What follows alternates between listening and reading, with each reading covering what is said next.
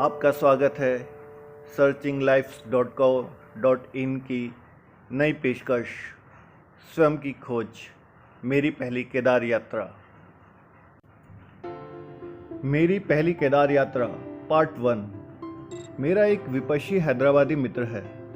वो और मैं पहली बार इगतपुरी में मिले थे। वह तब मुंबई में ही माइंड स्पेस में जॉब करता था। हाल ही में उसे बेंगलोर में जॉब मिला था। व्हाट्सएप से कभी कभार एक दूसरे को मैसेज भेज दिया करते थे। उसे पीठ के दर्द की समस्या थी।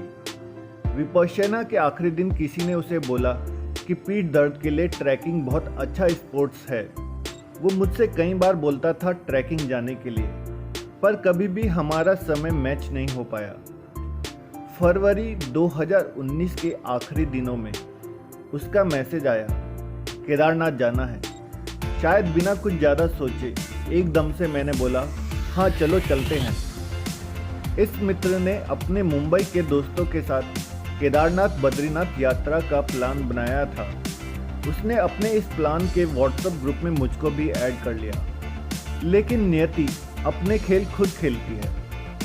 मेरा एक बचपन का मित्र जो कि एयर इंडिया के केबिन क्रू में एक अनोखा पैशन के साथ जॉब करने वाला इंसान है। हम जब भी बात करते हैं तो वो हिमालय के ऊपर ही होती है, वो भी उत्तराखंड के यमुनोत्री गंगोत्री से लेकर केदारनाथ बद्रीनाथ तक फैली विशाल हिमालय श्रृंखला। उसकी तुंगनाथ मध्य महेश्वर की कहानियां सुन सुनकर मेरी भी तुंगनाथ जाने की इच्छा प्रबल हो चुकी थी।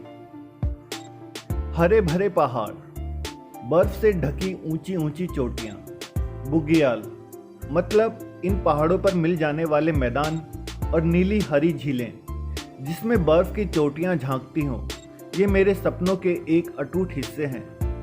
जबकि कुल्लू में एक बार मैं इन्हीं पहाड़ों के बीच ना जाने क्यों अकेलेपन का हद तक अनुभव कर चुका हूँ।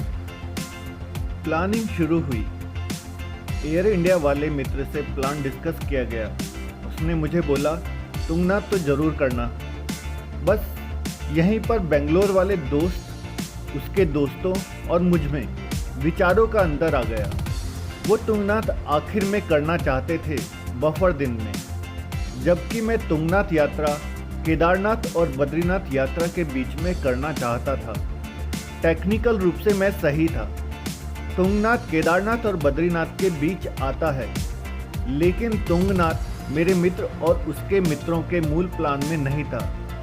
अंततः आखिरकार मैंने अपने मित्र को बोला, मैं तुंगनाथ को मिस नहीं करूंगा, और उन्होंने कहा वो बद्रीनाथ आखिर में नहीं करेंगे, और मैं उनके ग्रुप से एग्जिट कर गया। लेकिन तब तक फ्लाइट बुक हो चुकी थी और मैंने केदारनाथ यात्रा अकेले करने का निर्णय किया। आज बस इतना ही।